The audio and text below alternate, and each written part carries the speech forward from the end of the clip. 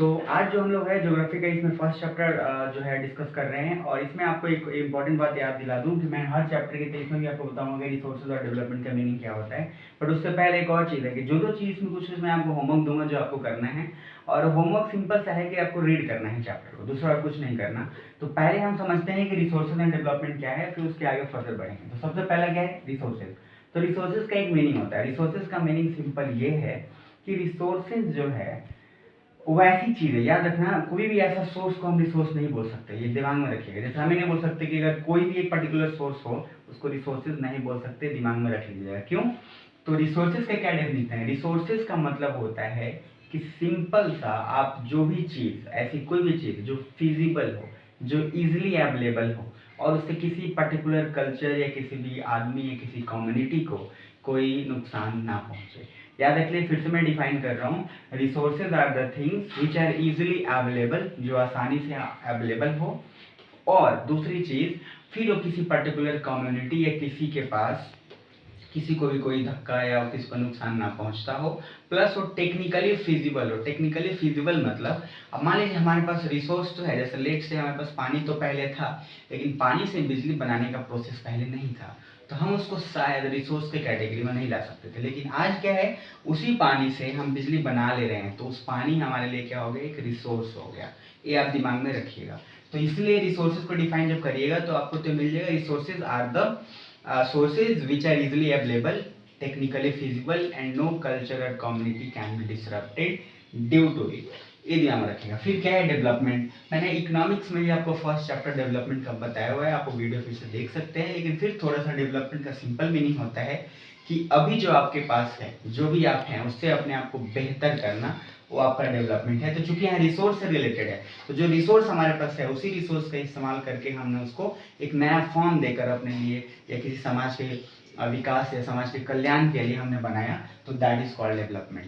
अब इसमें आपको पढ़ना क्या है, हम पहले वो डिस्कस कर लेंगे, क्योंकि हर चैप्टर में वही चीज करते हैं, पहले टॉपिक को समझना है, फिर क्या पढ़ना है। जब आप ये दो चीजें अप्लाई कर लेंगे ना, आपको पूरे चैप्टर इजी लगेंगे। आप एकदम से रीडिंग मत स्टार्ट कर दीजिए, पहले फाइंड आउट करिए कि आखिर इस चैप्टर में क्या है, कितने पार्ट्स हैं। जैसे आप पार्ट्स कवर करेंगे आपको इजीली अवेलेबल। जैसे सबसे फर्स्ट, अब इसमें पढ़ना क्या है, तो रिसोर्सेज का डेफिनेशन एक तो आपको डिफाइन करना है, दूसरा इसका टाइप्स हो गया, टाइप्स ऑफ रिसोर्सेज। रिसोर्सेज के बहुत सारे टाइप्स होते हैं। फिर थर्ड, एक और रिसोर्स है जैसे सॉइल, एक सॉइल भी एक रिसोर्सेज है।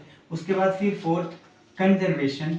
आप अगर मान लीजिए रिसोर्सेज उसको यूटिलाइज कर रहे हैं, तो कुछ ना कुछ तो उसमें प्रॉब्लम आएगा ही आएगा, तो उसको कंजर्व कैसे करें, और कंजर्व करके फिर उसको क्या क्या प्रोसेस होगा, तो ये सारी चीजें इसमें कवर करेंगे। तो टाइप्स वाला जो है, ये थोड़ा सा काम मैं आपको दे रहा हूँ। टाइप्स पर्टिकुलर आपके जो है बुक में है, ये आपको सिर्फ टाइप सिर्फ करना है। मैं इस पर पर्टिकुलर एक अलग वीडियो आपको बनाऊंगा, जिसमें आपको पूरे टाइप्स का वन बाय वन जो होगा डिस्कस किया जाएगा। जैसे अगर आप उस बुक में बनाएंगे, उस बुक का पर्टिकुलर, तो रिसोर्सेज के अलग अलग टाइप्स हैं, बहुत सारे हैं। On the basis of ownership, on the basis of जो है आपका डिग्रेडेशन, उस पर ऊपर भी एग्जॉस्टिबल की रेन्यूएबल, मतलब कौन सा रिसोर्स है जो खत्म हो जाएगा, कौन सा नहीं खत्म होगा, तो और फिर ऑन द ऑनरशिप, ये बहुत सारी चीज़ें उस पर मैटर करेंगी।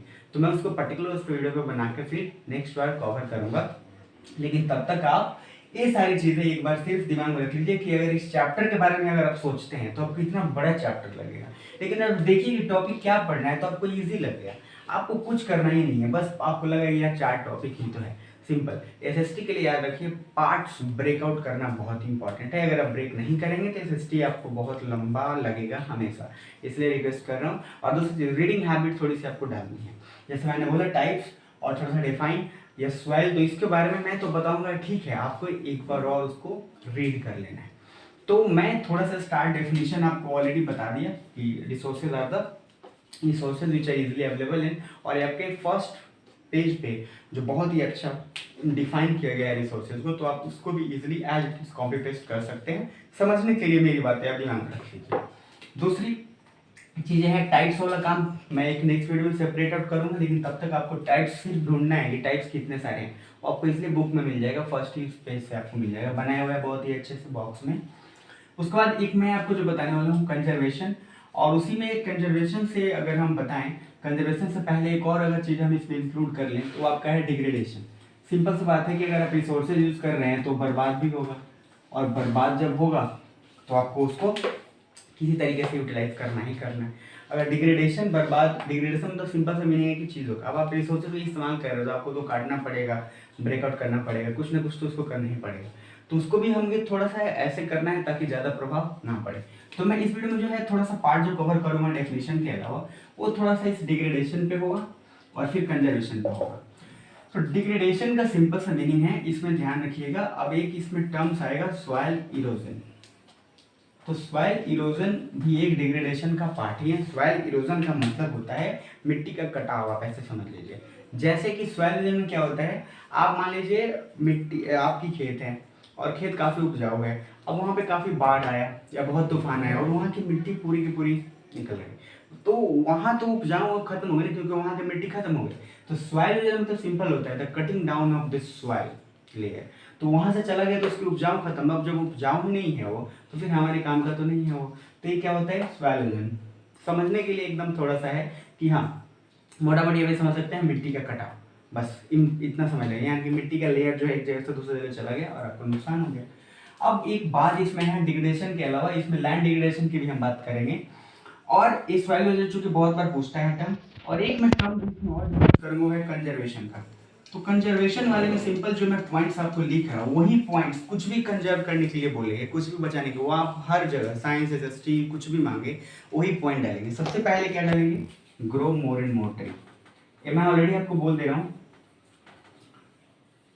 मैं आपको इसलिए बोल रहा हूँ क्योंकि क्या है ना, ये सब ऐसे पॉइंट्स हैं जो आपको हर जगह मैटर करेंगे। कितने सारे पॉइंट्स आप लाएंगे, मैं एसएसटी में लिख रहा होता था सिंपल ही सोचता था, एक दो उसके की पॉइंट्स याद रखो, बाद में ऐसे ये सब ऐसे पॉइंट है जो कुछ नहीं कर सकता। आप हर जगह मोर एंड मोर ट्री हर चीज़ के लिए फायदेमंद है, तो कोई प्रॉब्लम ही नहीं है। आप आराम से इसको डालोगे, हाँ भाई पेड़ ज़्यादा से ज़्यादा उगाना ही उगाना है, क्योंकि हर जगह ही इंपॉर्टेंट है, तो कुछ सोचने की जरूरत नहीं है। दूसरा क्या है आपको, कि आपको वेस्ट नहीं करना है, तो आपको लिमिटेड यूज़ करना है, जितना आपके लिए है काम, लिमिटेड यूज़। तीसरा क्या है, तीसरा आपको करना है लोगों को अवेयर करना है, मतलब इन्फॉर्म अदर्स।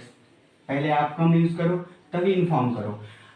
अगर आप पहले खुद ही ज़्यादा यूज़ करोगे और दूसरों को इन्फॉर्म करोगे तो उसका बहुत ही नेगेटिव इम्पैक्ट आप पे पड़ेगा। तो रिक्वेस्ट ये है कि पहले खुद ही आप लिमिटेड यूज़ करो, फिर इन्फॉर्मेशन जो है अदर्स तक पहुंचाओ, अवेयरनेस क्रिएट करो।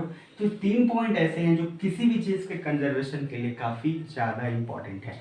आप जब भी कभी कुछ कंजर्वेशन के लिए आए, सीधा उठा के यही पॉइंट डाल देना।